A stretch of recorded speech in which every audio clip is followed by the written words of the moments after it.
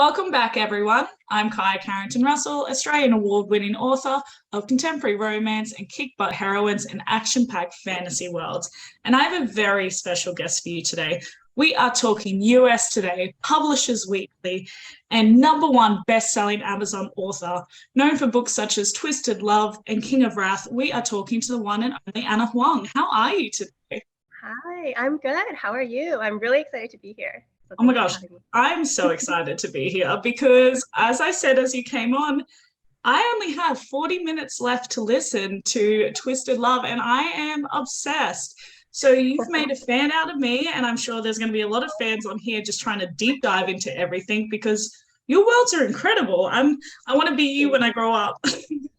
Oh my gosh, thank you so much. You're making me blush. It's a good start, isn't it? Downhill from now. No, I'm kidding. So tell me about the start of your writing career then. How did it start, and how did you find publishing for the first time? Yeah, so it's actually been a pretty interesting journey because I started writing when I was very young. And it was actually because I grew up in a Chinese household, and so my parents didn't speak English that well. And so I had to take English as a second language classes, and my mom didn't tell me because I guess she didn't want it to impact like my self-esteem or anything. And so she just told me, she's like, why don't you just write a short story for me in English every day? And so I did, because I was like, oh, like she really likes to read my story. And like, look at in hindsight, she probably didn't read them. But I started writing, and it really got me into the habit of writing. And she was always really supportive of like my reading habit. And so that just became something that I really like to do as a hobby. But when I was younger, she was like, what do you want to do? And I was like, oh, I want to be a professional writer. And she's like, she's like, I love that for you as a hobby, but maybe something a little more financially stable, right? And so I ended up studying international relations. I was still writing at the time. I actually wrote my first full-length story when I was in high school. I published it. It's been unpublished, okay? Because listen, I wrote this when I was like 17, and it's not. So writing it is not the best that it could have been. But I self-published that a couple of years later because I was going into grad school. And I was like, well, I can't work anymore. I need some way to find passive income. This was like 2015 that I had self-published this book I wrote when I was like a teenager. And it actually did like pretty well, but I had nothing, like I didn't know anything at the time. I kind of did some research, but I was like, I was like formatting in Word. I did like one little blog tour, and that was it. And I never thought I would become a professional writer because I was always like, this is something that I do for fun, and I don't want to put that pressure on myself to, like sometimes when it becomes your livelihood, it gets a little, less fun. So that was that. And then 2020 happened, and the lockdown, and I was at home, and I just needed to find that creative outlet again.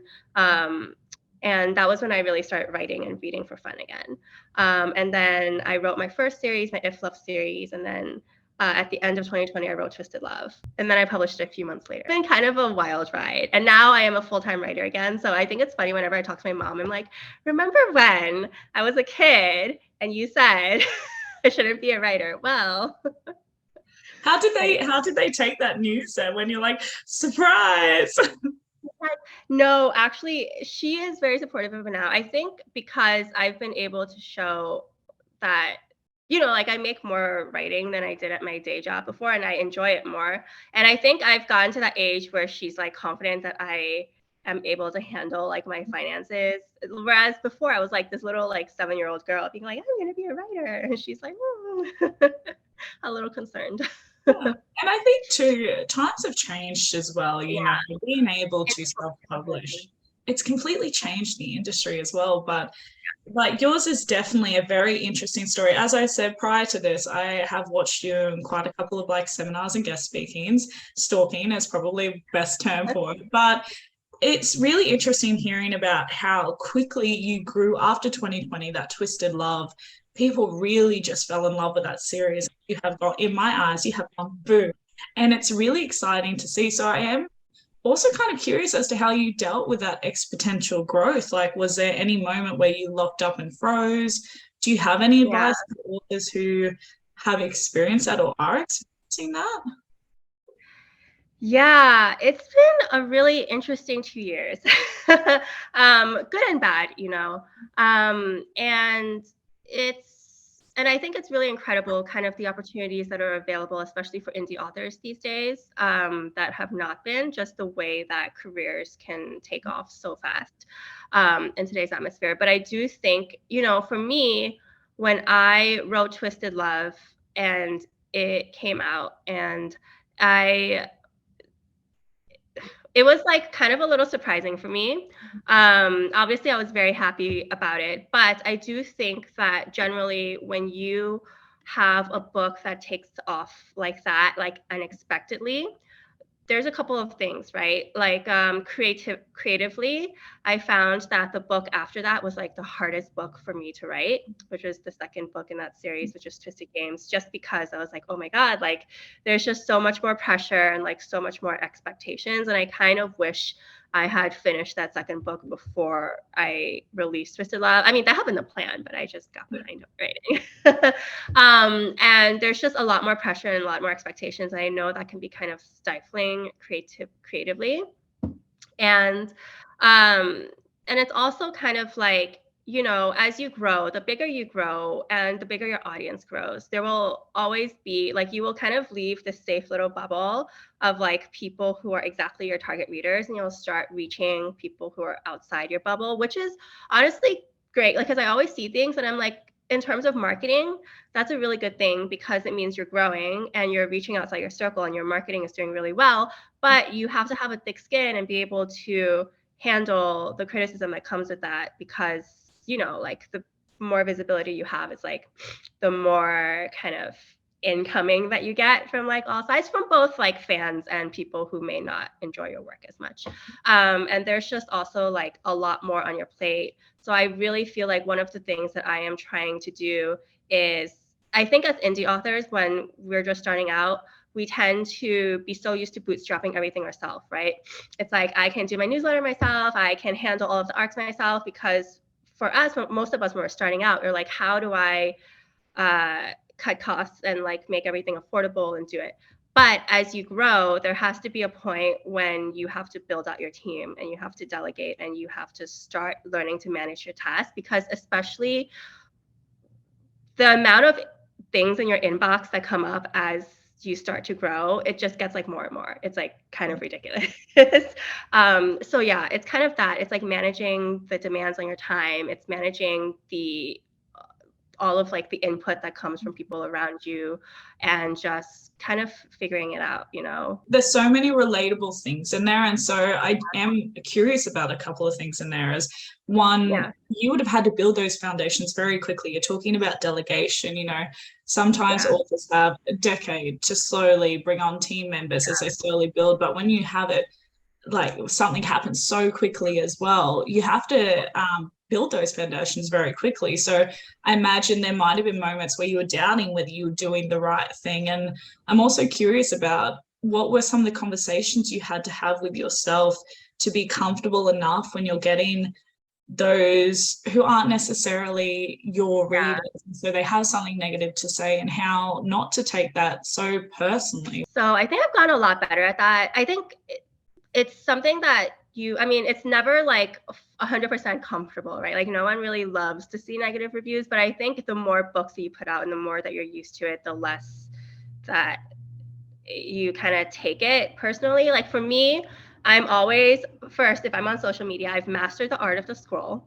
I'm like, I don't even look. Like sometimes if I see my book and I'm like not tagged in the video, like I don't care if it's good or bad. Like I don't even like look at it. Like I just scroll past the video, like unless I'm tagged. And for me, like I don't read my review. Like I read my ARC reviews, and then I don't really read them after the book comes out. Like I'll keep a general eye kind of like on the rating and stuff, but I don't like take too much heart in it. And then like sometimes when I read like the negative reviews, some of it I'm like, oh, this is clearly like just not my target reader, right? Because there'll be people that'll be like, oh, like I hate alpha males, or I hate like whatever this thematic, and I'm like, okay, well, this is for people that like alpha males. So, so it's like when I look at it, it's like there's a difference. I'm like, yeah, some of them do have constructive criticism that may actually be very helpful, but a lot of it I can just tell it's just like this particular book and the dynamics is not to their personal taste. But when you look at it, like I've heard one time that a lot of reviews, when you look at them, a lot of the 5-star and 1-star reviews of a book will say the same thing. And it's because they're targeted toward different audiences, right? So I'm like, I would never change something that people are giving the book 5 stars for just because there's like a certain segment of people that don't like that thing, because you can never please anyone, right? And honestly, I think about it and I'm like, like I look at some of my favorite books and I look at their reviews and I'm like, I don't know what this reviewer is talking about. I'm like, clearly they don't have as good of a taste as I do, because this book is amazing. I don't know what they're talking about. I'm like, I love this author. You know what I mean? So like every book has bad reviews. So it's kind of just learning to build up that thing. It also depends on your headspace, right? Like some days are better than others. I never look at them, especially when I'm about to write. Like I never look on social media before I'm about to write, because it's just like too much. Yeah. You also had another series previously to releasing the Twisted series. What do you think were some of the contributions, besides it obviously being a phenomenal book, that really helped it speed up in that snowball effect? It's a couple of things. So content-wise, I think when I wrote that first series, I had just really started dipping into the indie romance world. Before that, I had read pretty much just traditionally published romance. I barely knew what KU was. Like I didn't even have a Kindle Unlimited subscription until like after I finished writing the first book in my first series, right? I'm like, who are these? I'm like, what are these books? I've never heard of them, because they weren't like trad pub, right? And so I started reading those books and I just got like a better feel for what that target audience wants. And then when I wrote Twisted Love, it was actually like just a lot of things that I personally really enjoy in a book. And so I had a lot of fun writing it.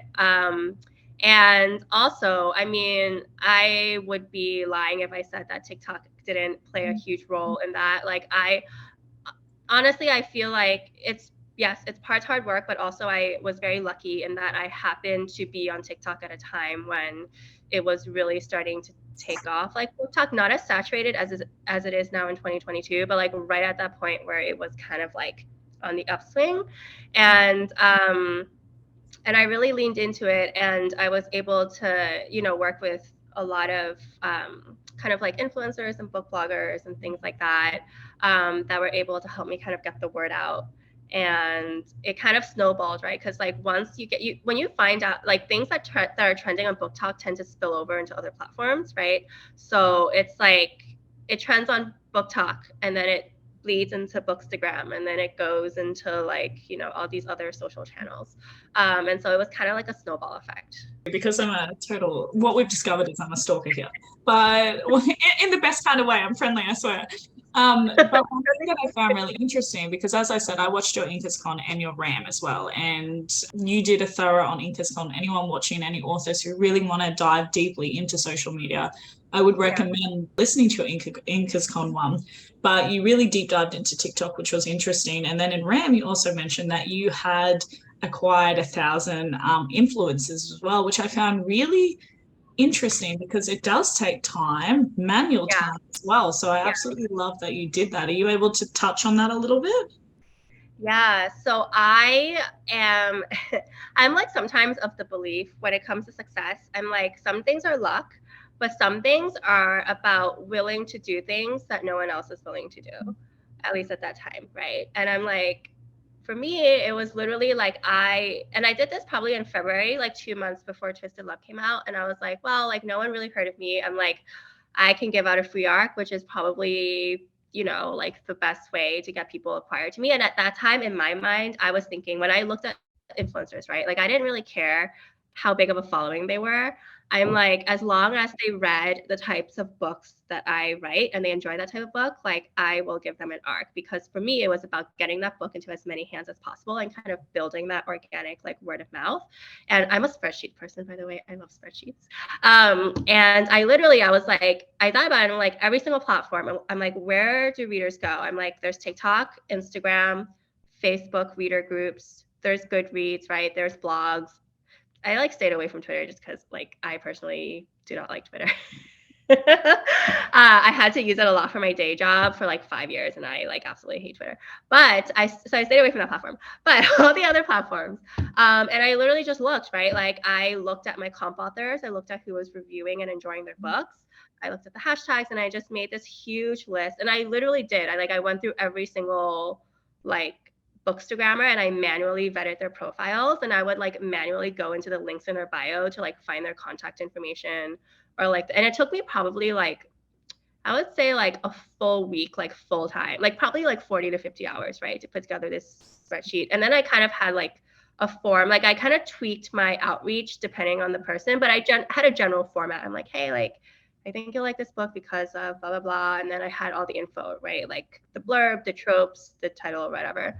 And I just sent it all out to them. And it was, you know, not everyone said yes, but enough people did that it was able to, you know, kind of gain traction. And some of them enjoyed it and some of them didn't, which is fine. Like, but yeah, so that took a lot of manual labor. Yeah, I bet. One thing that I do love and I really take from that too, and it is a philosophy of my own as well, is never just assume somebody's going to say no. Like you can ask. A lot of people are excited by it, and then if somebody says no, then that's okay too. But as you said, definitely take a chance on these things, and yeah, put in the hard work as well sometimes. Unfortunately, I know we love it. Yeah, I know. Tell me a little bit about your new release, King of Wrath. So, already bestseller, not surprised. Tell us a little bit about the inspiration behind that one. Yeah, so it's actually kind of like a spin-off for the Twisted series because the couple, Dante and Vivian, they make cameos in the last two books of the Twisted books. So all of my books are set in the same world. Even my first series is set in the same world as the other two. So it is kind of like an arranged marriage / engagement romance. So basically the hero Dante is blackmailed into marrying heroine Vivian by her father because it's very much this kind of like old versus new money divide in the society, and she comes from new money, he comes from old money, and her father like really wants that status of her marrying into his family. So he blackmails Dante, and then Vivian goes into it thinking it's just like a standard arranged romance, but obviously there's a lot of tension in the beginning because she just thinks he's being a jerk and he's like, I'm being blackmailed into this and I don't even want to be here. But they end up having to move in together for the engagement, and they gradually start to fall in love and drama ensues. And that's all I can say. But it is the first book in my Kings of Sin series, which is themed around the 7 deadly sins. So this one is Wrath. And then the next one is Pride, which is coming out next April. And I just, you know, there's probably some sort of psychological reason for this, but I have always just loved like anything 7 deadly sins, anything that's like kind of numbered, right? Like the Zodiac, the 4 horsemen, the 7 deadly sins. I just love like groupings like that and themes like that. And I don't know why, but I do. I've always wanted to write a deadly sin series. So this is my chance. What does your 9 till 5 look like? So, are you a plotter? Are you a pantser? And do you do any crazy weird rituals like light a candle or? Oh man, it's funny that you should say 9 to 5 because I don't know if you've taken Becca Syme's strengths coaching test, but she does like strengths, and I'm a very high achiever, and so I basically work like all the time, and it's not 9 to 5, it's like 8 to 10. But that's my number one as well. Hey. Yeah, and it's no, but I usually I wake up and I usually try to write first thing in the morning because I find that's when my mind is like the most uncluttered. And I've actually recently started doing this, which has been incredibly helpful, is I sleep with my I sleep with my phone in a different room. Which has been super helpful for me because I used to just wake up and I would pick up my phone and I would scroll through social media and then my day is like shot, right? So I sleep with my phone in a different room. I wake up, I always make tea. I always have to have like a hot beverage. I don't know why it makes me more productive. And then well, it's out now, but I do have like a little diffuser that I like put on. I'm like trying to train my brain into like the habit. I'm like, oh, if I smell this, then it's like working time. Like I'm trying to train myself. So I do that. And then I use Brain FM. I don't know if you've heard of it, but it's like this website / app. And it's like kind of binaural beats, I guess. It's like kind of like non-lyric music, but they have different modes. So it's basically like I go into the mode where it's like deep focus. Mm-hmm. And it's like these beats that are supposed to help you focus. And I just listen and I write. I usually do like 30 minutes writing, and then I'll take like a little bit of a break, and then I write again. And then I basically do that until I'm tapped out for the day, like mentally, which is generally sometime in the early afternoon. Like afternoon is when I start hitting a slump. And then I'll do all of like my admin tasks and my marketing tasks. And yeah, and then sometimes if I'm feeling inspired, I'll write again. If not, then I'll do some other things. And then I try to unwind just by like reading a book or like watching TV or something, just to refill at the end of the night. You and I have a lot of like Ana Huang, are we the same person? Am I the Are positive we? version? No, but the same thing, creating habit, as you said, because I have Yeah. a diffuser. I always have a hot beverage as well. And I've recently started putting little crystals around too. I'm like, they will make me more I energized. have crystals. I have crystals right here on my desk. These were actually like a gift. I should probably be more intentional. I don't actually even know what crystals. I know this is an amethyst. I have no idea what this is. These were a gift. I went to a signing and they're a gift from like a reader, but I Oh, don't know what they are. Yeah, but they're on my desk because I'm like, maybe they'll energize me. are we the same person? We're But actually the same person. I Yeah. know, like, this is scary. Did you start off with that habit though? I Wow. imagine that your process would have changed over the years. Oh, my process changed a lot over the years.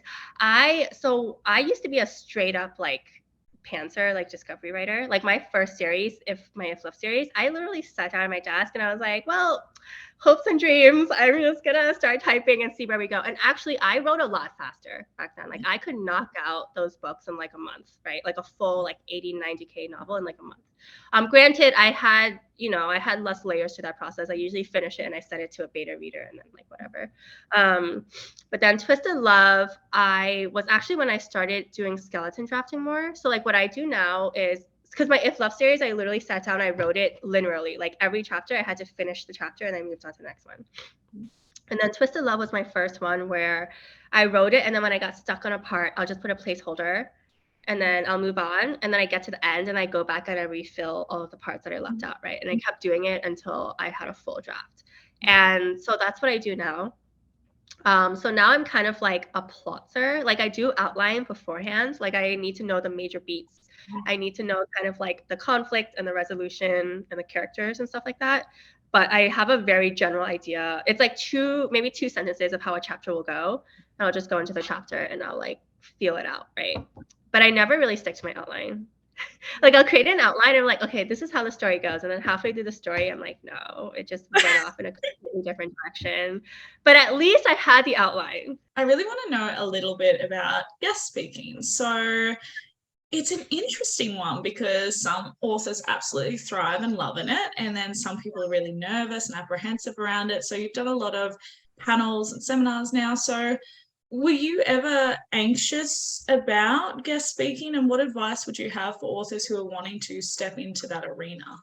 Yeah, it's funny because I grew up so shy and I always hated public speaking when I was a kid. But I think it's something that I've gotten more comfortable with recently. And I will say one of the reasons that I am a little more comfortable now is that I've gotten used to speaking to camera on social media first. And which was not something that I had done. Like when I first started as an author, I was supposed to be anonymous. I was like, I'm never going to show my face. Obviously, we saw how that turned out. I'm like, my face is everywhere. But and I do think it does help. Like even if you're on camera and you're not used to, like you're not actually seeing the people, I do think it kind of helps that you get used to kind of like articulating your thoughts to an audience, basically, right? And so Inkar's Con was actually the first like kind of big speaking engagement that I did, and I was definitely nervous. But once I got on stage, actually, it was like much more easier than me. It's really the anticipation. But for me, I am very much like I practice, like I write a script, right? Or not a script, but like I'll have my slides and I will literally write out a script of what I will say. And it's not necessarily that I will say exactly what's in that script in the time, but I like being able to formulate coherent thoughts and practice those thoughts before I go on stage. And I just keep practicing until I'm literally able, like, so I'm like very good at memorizing stuff. So I will literally memorize the entire presentation, like word for word, and I'll just keep practicing it until I am like happy. And then I go on stage and then I'm like, okay, well, like here we go. And it actually gets, I do feel like it gets easier the more that you do it. It definitely helps if you're able, like if people are interested in guest speaking, if maybe they're able to do kind of smaller scale stuff, like even if, like they go on an IG live or like a TikTok live, or they do like a YouTube interview, right? Like if they're really not comfortable with big stage speaking, anything that can help them practice talking publicly, even on a smaller platform, helps. And then it will like build them up to that moment. Yeah. I'm a little bit envious that you have a really good memory. That's an incredible skill. When I want to. Don't ask me what I had for breakfast yesterday, because I don't know. I'm like, I have to focus on memorizing. And then like after it, I'll forget. What would you say then the most three surprising things have been, or it doesn't have to be three in one maybe, but the most surprising thing that you found within the industry so far? Most surprising thing. I just in general, like with authors and like readers, I will say is like how many different types of niches, like subgenre, like I didn't realize how drastically different, because like I said, I came in reading mostly traditionally published romance, and I was like, in my mind, I'm like, okay, like romance readers, like one big umbrella, right? And it's not until you really delve deep into the industry until you realize like how many differences, even between right now, like dark romance writers versus like rom-coms, right? Like even if they're both steamy, even if they're both like indie, even if they're both KU, there's just a lot of like nuances and a lot of differences in terms of like different communities that are like so niche down, that are so very different. And also like, the way that, I mean, I think it's an industry that has like its good and its bad parts, right? I think for the most part, like people have been very supportive, and just being able to be in some of these groups and seeing how open some of the people are with like sharing their tips and their success and everything like that has been really amazing, especially because I think writing is such an isolating profession, because it's just you and your desk, right? So it's really great to have that community. And for me, like I went to the Romance Author Mastermind in person, and I was a little nervous because it was my first, like I was at InkersCon, but I did my presentation and I had to run to my room because I was on deadline, because I had to write my book. And so I didn't get a chance to network as much. But and I met all the people at Romance Author Mastermind, and everyone was so lovely, and that was like really great to see. And then also like how fast it can change, right? Like even in the past 2 years, when I started in 2020 versus where the industry is now in 2022, it's so different, I feel like. And it's one of those industries where I just feel like you just have to adapt and move with the times, and like with all industries, but especially this one. Especially, as you said, the last 2 years, because I was 15 when I started writing, published first book in 2014. And how much it's changed, especially in these last 2 years, especially as you're saying, the amount of niche markets that there are as well, just under the romance umbrella. I definitely feel like romance in general has definitely expanded in so many incredible ways. And I think that is because of indie authors and people really finding what they like. I think tropes have really made it easier for people to recognize what makes them tick and what they enjoy in a story. And it's just really interesting to really explore that at the moment as well. Yeah, it's been really interesting watching kind of the shifts in the, because before it was like the era, when you watch overall the book industry over the past few decades, right? There was like I don't know if I like this term, but like remember like chick like Sophie Kinsella and all of that was like very strong. That was like my high school days when I was like Confessions of a Shopaholic Girl, like Gossip Girl, and then there was like that huge vampire craze with like Twilight, and then it was like 50 Shades of Grey, right? And then like dystopian, and then you see like the rise of like the contemporary rom-com. And then now it's kind of like, I mean, the rom-com is still going strong, but really you see a lot more kind of, I would say like darker, kind of like more edgier stuff, kind of like trending back up. So it's been really interesting kind of watching these waves. Like 100%. Yeah. So cool. I love it. I am very curious. So, as we said, USA Today bestselling, #1 Amazon bestselling, Publishers Weekly, and heaps of other accolades as well.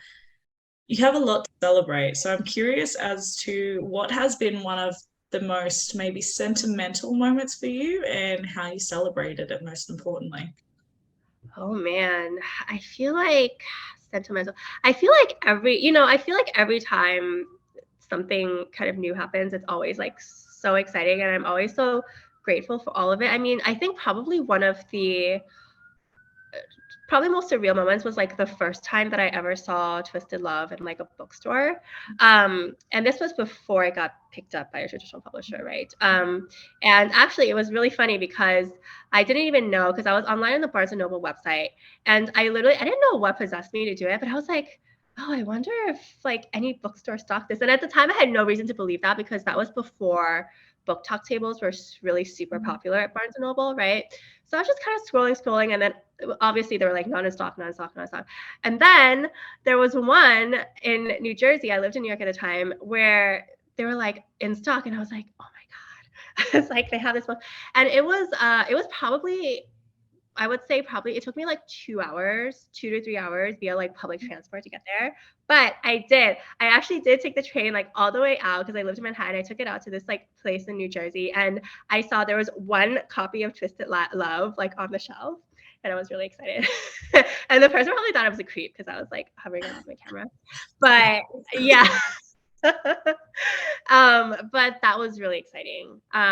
Just because that had been like, I would say probably 4 months after Twisted Love was released. And it was not something, because, you know, before, like even last year, like beginning of last year, like you would never think an indie published book would be in Barnes & Noble, right? So that was really a great moment. I mean, I'm very bad at celebrating, but I did get a cheesecake from the cafe. So that counts. That sounds good enough to me. It's so interesting though, because I absolutely, as I said, I stalk you. So I love now on Instagram, we see all the photos, even TikTok, how many of your books are in Barnes and Nobles and that. So it's crazy to think back when you had that first book and you drove out 3 hours to go get a selfie, which I love. And now you've just boomed everywhere. Like I went down to my local, I think it was my local Kmart here in Australia, and you're all on the end. Like it's incredible to see that journey in between. So congratulations. You need to buy a whole cheesecake next time. I know, I'm gonna order one right after this interview. Yes. it. I'm excited. Let's do it. Yeah. So let's talk a little bit about social media then. So, and as I said, you have deep dived in many other interviews and seminars, and I would highly recommend watching those. But briefly, what would your top tips be when it comes to social media? Because it can be very overwhelming and it can be very distracting for a lot of authors. So what tips do you have? Yeah, definitely. So I just want to caveat this by saying that I really enjoy social media, and I know not everyone does, and that's because I worked on social media for a long time before I became an author, and I ran a travel Instagram account. So I was just very much in the social media world, and I know for me, like my personality, it works. And I know that not everyone will have that same approach to social media, and you absolutely do not have to be on social media in order to be successful, right? So I just want to caveat that by saying, because I know a lot of people feel that pressure. But if you are on there, one is I would probably pick like the 2 platforms that you actually enjoy the most, that you're the most comfortable with, whether it's like a video platform like TikTok or like a photo platform on Instagram or whatever it is, because I do think at the end of the day, like whether or not you're enjoying yourself really shines through in your content and the way that you interact with people. And like, don't force yourself to do something that you hate, right? Because at the end of the day, like mental health, and this is something with social media, like it's a really great way to connect with readers. It can be very draining on your mental health. And for me, I'm always like, mental health is always the most important thing. But it's really about, finding the things that you love and then connecting with the community. It's not about like, yes, you want to sell your books, but when you're on these platforms, you really want to engage with other people in your community and like building those relationships. It's not just about like, you hop on there and make a post being like, oh, buy my book, and then you like hop off, right? Without ever kind of interacting with the other people. And it's honestly, it can be really great because you can like make new friends and you find kind of like a circle of people that you're able to talk to, and it's more organic that way. But like I said, you do have to protect your space. You will never find someone that will block someone faster than I will. I am the queen. Like I strongly believe in protecting your space. And I just think of it as like your personal home. Like, would I let someone come into my home and like be a troll? Like, no. And honestly, for me, it's not even personal. I know some people think they're like, oh, you block someone, that's such a like like a harsh thing to do. Like it's so big, and I'm like, no, like I literally, it takes me 2 seconds to block someone and I don't even think about it. Like it's not like it's personal, but it's like not personal, right? Like if I'm scrolling through TikTok and I see someone and I'm like, oh, I kind of don't like their vibes, or they're being like rude in another person's comment section, or it's just someone that I'm like, I don't think I would ever want to see your content and I don't want you to see my content, I just block them. Like it doesn't even have to be someone that I interact with, right? So protect your space. If you feel like you have to take a step back, then definitely do. But yeah, that's kind of like the mental health kind of side. And then the other side, besides the community side, like the content is, you just kind of get to know, like once you're on a platform for a while, you'll get a sense for what works and what doesn't. And it's all about experimentation, finding what you're comfortable with. Like I'm never a strong believer in people that say that there's only one type of way that you are able to succeed on any platform, right? Like even on TikTok, right? Some people do amazing with page flips. Some do really good with like really long chatty videos. Some are great with trends. Like every person, like I've seen successful accounts do all of those things. And it's like finding out like what works best for you, right? So yeah, it's kind of like have fun with it, be yourself. And I know it will be very awkward at first. Like I was so awkward when I first started showing my face on social media. Like I've deleted all those videos because I look back and I'm like, wow, I'm like cringing. But but it definitely, it gets a lot easier. I love that you also raise that you really connect social media with mental health, because I think it's a very hard lesson for a lot of authors to learn initially, because they really go all in, especially if they're not initially comfortable with it. And then they are opening themselves up to people who don't necessarily gel with their vibe, so to speak. And I am curious, as you said, you are an overachiever. That is your personality. You're ingrained into it. So when it comes to mental health and burnout, have you experienced burnout? What are some of the conversations you've had with yourself to prevent it? Yeah. Oh man. So burnout. Yeah, so I am a very write to deadline writer. Do not ask me how to deadline I came with King of Brass and Twisted Lies. Okay. To the point where one of my alpha readers, she was like, I was a little concerned for you. She was like, I wasn't sure. She's like, when it came out. Yeah, it's definitely one of those things where, well, here's the thing. Like I can see my trajectory when I'm writing a book. It'll be like, okay, like let's say I have 4 months. I'll be like, oh, like I'm like chilling. And then like 2 weeks, I'm like, oh my God. And it's like jacked up to like level 10. That's like me. But I feel like, so I was like talking to like Sam, and she's like, honestly, she's like, sometimes that's just the way you are. And I'm like, no, that's not what I want to hear. I'm like, fix me, Becca. She's like, I don't know. She's like, I think it's just the achiever in you. But I do, burning out, I do try to, now one of these things is like, when I look at all of these things that I try to do, I'm like, what are these things that I actually have to do? And what are things that I like want to do that I feel like I need to do, right? Because like, for example, speaking of social media, in the very beginning, I tried my best. I responded to every comment. I responded to every message, right? And I still try my best to do that. But it got to a point where that was just like completely not possible, right?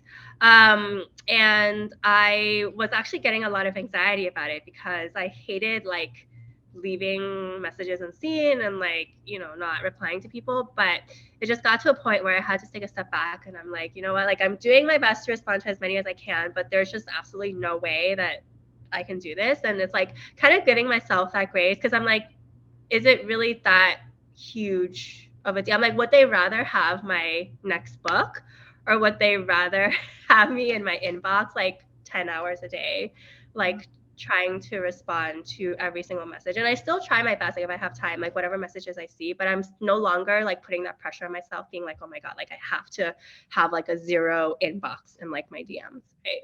Which would take me forever. Like being able to delegate, and yeah, just really kind of cleaning up the things that I'm doing in terms of like what actually moves the needle, and also being okay with saying no.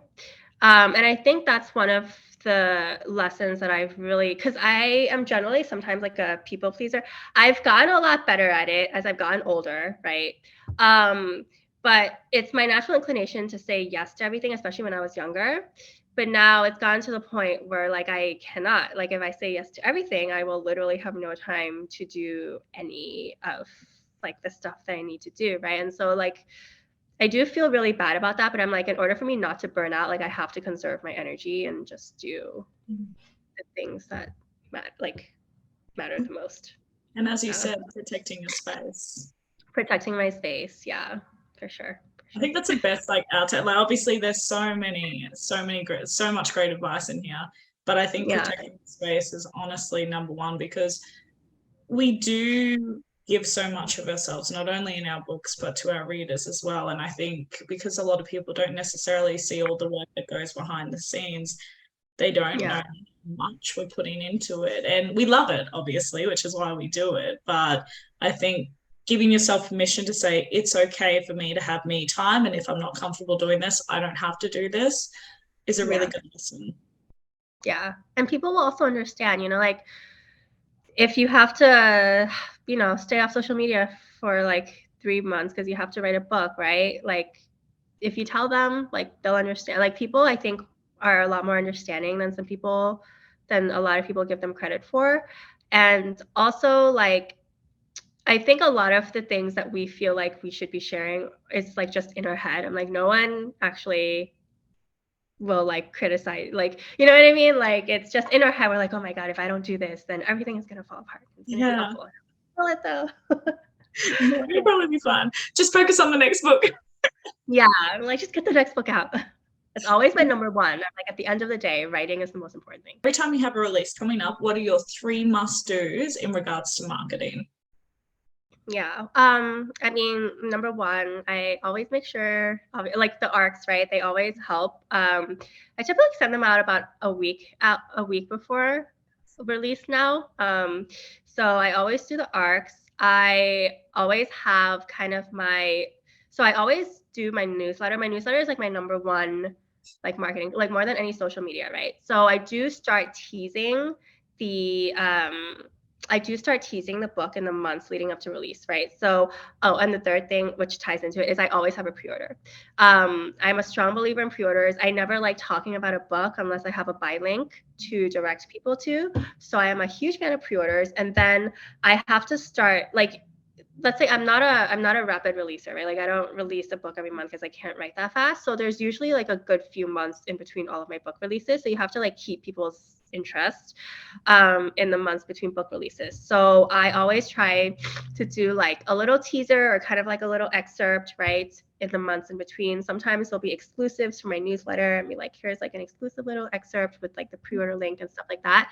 And then the closer that we get to release, the more I build that momentum until like release day. So yeah, kind of on it. Let's do it. Yeah. And one of my last questions is, what has been your greatest challenge so far in your writing career and your greatest accomplishment?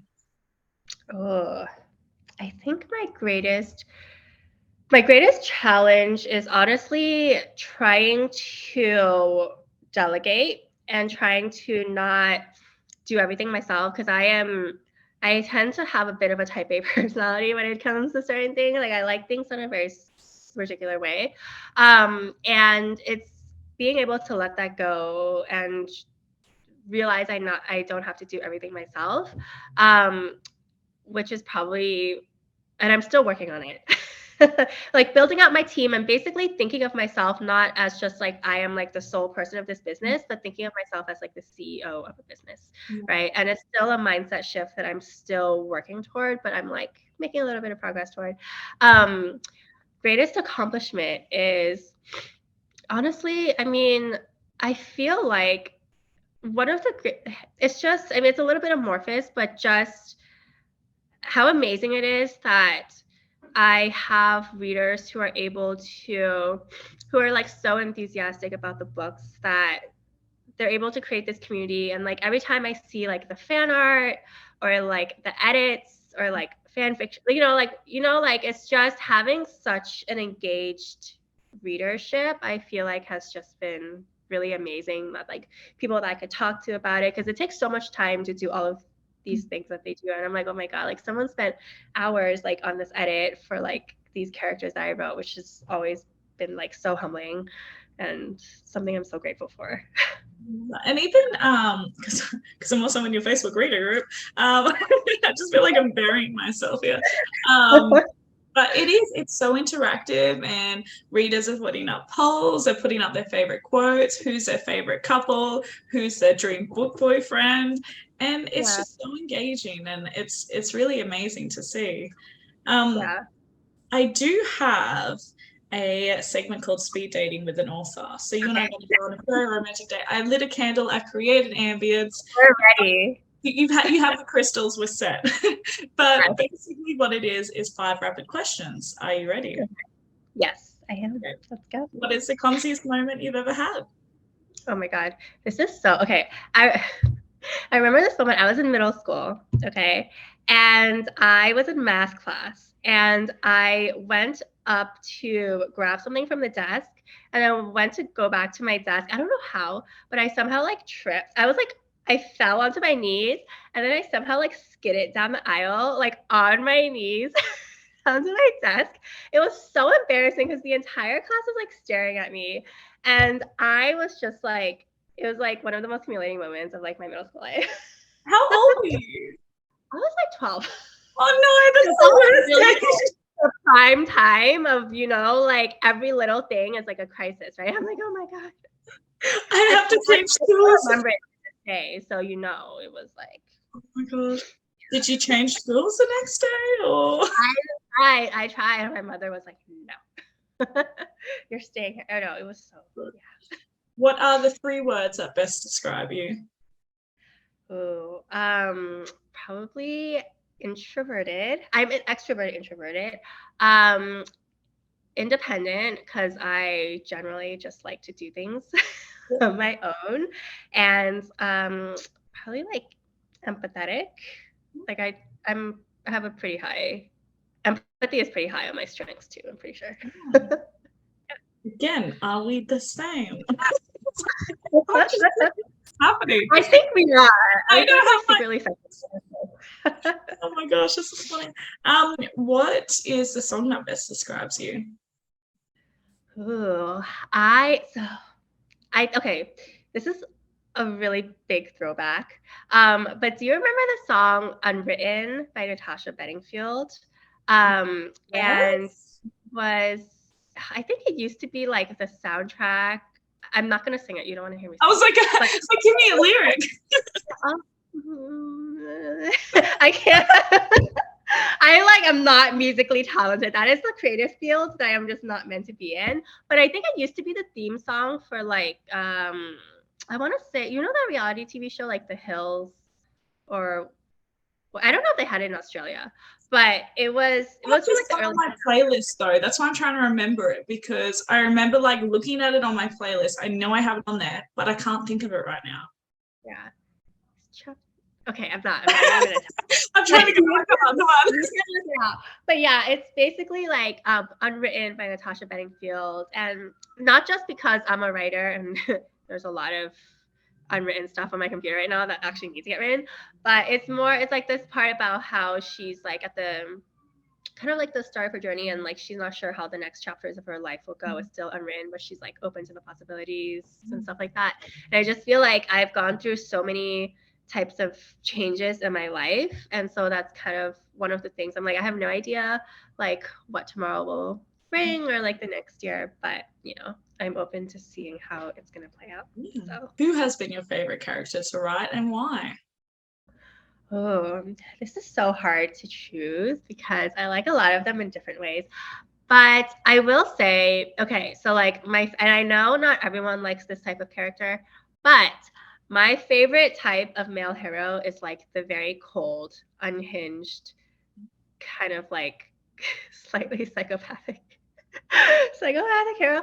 So I really enjoyed writing Alex just because he is so, I mean, like, you don't look at him and you're like, that's not a realistic person. But that was one of the reasons why I enjoy writing it, because he was just so like, I could just kind of like let loose with him, right? Like I didn't really have to be like, oh, he actually has to be like realistic. I was just like, oh, he's literally like a psychopathic billionaire, It was just a lot of fun to kind of like, I really enjoy characters where I can just let them be a little unhinged and I don't have to really like hold them back, Yeah, 100%. Because you can kind of you don't necessarily always, I want to say, from writing characters that are slightly unhinged, you don't have to justify their actions. The fact that they are who they are is the justification that they can do what they want and get away with it. And then it's up to the readers to decide whether they think that they can be redeemed or not. And honestly, I mean, I don't know. I find a way to redeem, at least in my head. I read a lot of books where I'm like, are they redeemable? Probably not. But you know what? I'm going to like them anyway. It's hard. Yeah. Only in fiction. Yes. We don't condone any of this in real life. Yeah, we do not condone violence in real life. Yeah. That's a disclaimer. What is a unique talent or skill set that you have that not a lot of people know about? So like I said, I used to run a travel blog account. So I was really into travel photography for a while. So I did it a lot and I would just like travel around. And I used to do some like photography for like hotels and stuff and like tourism boards and stuff like that. So I know it seems very different from what I do now, but that was a lot of fun actually until the pandemic happened and I stopped traveling and I started writing instead. But I should probably take that back up again because it was fun. Again, same person. So I also love traveling. I was living in Scotland before COVID happened. I came back. But where has been your favorite place to visit so far? That's always so hard to answer. It's like I like different places for different things, you know. I really liked Istanbul when I visited. It was just because I love cafes. I love a good cafe culture, and Istanbul has such a strong cafe culture there. The food was good and it's beautiful. Like Thailand was amazing. And I know I'm giving like 1,000 different answers, but like it's hard to choose. But it's really hard to choose. But I don't know. Next year, I feel like Australia and New Zealand may be able to take one of those top spots. I'm very excited. I have had so much fun having you on here. Thank you so much for coming on and let us know where do we find you, what's coming out, and yeah, what do we need to know? Of course, yeah. Thanks for having me. So you can find me on all social media as author Ana Huang. I am most active on Instagram and TikTok. My next book is King of Pride, which is the second book in the Kings of Sin series. It's coming out April 27th. So the pre-order is already up on Amazon. You can get it there. And you can also go to my website, www.anahuang.com, for a list of all my books as well as my newsletter sign up, which is where I send kind of my exclusive excerpts and snippets and stuff like that. Yeah. Amazing. I'm so excited. And when we release this, so we have taken this interview a couple of weeks before, but I also want to highlight that you are a finalist for Goodreads. So I'm really, really putting those good vibes out for you. So we find out in a couple of days, but also it is Christmas Eve. So I wanted to say happy Christmas to everyone. Stay safe, eat lots of food, and have a really good time. Yes. Merry Christmas to everyone. And thank you for tuning in. And thank you, Kaya, for having me. This was a blast. Thank you. You kind of stuck with me now. We're besties. You don't even know. I'm happy to be. The cross the world friendship. The pen pals situation. Yeah. All right, guys. Well, we're going to love you and leave you and have a good Christmas. Bye, guys. Bye.